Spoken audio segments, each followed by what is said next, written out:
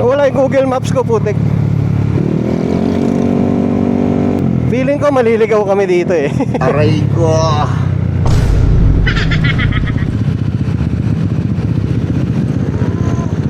Saan na?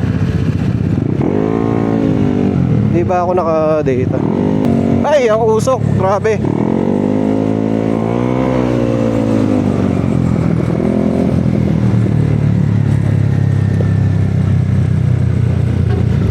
Ba't nawawala?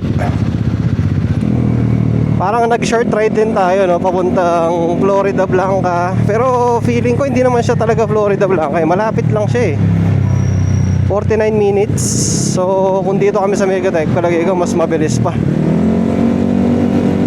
Eh lalo na, mabibilis mag-drive tong mga kasama ko. Aray ko. Sayang nga lang, hindi nakasabay si JC dito, yung naka-sniper.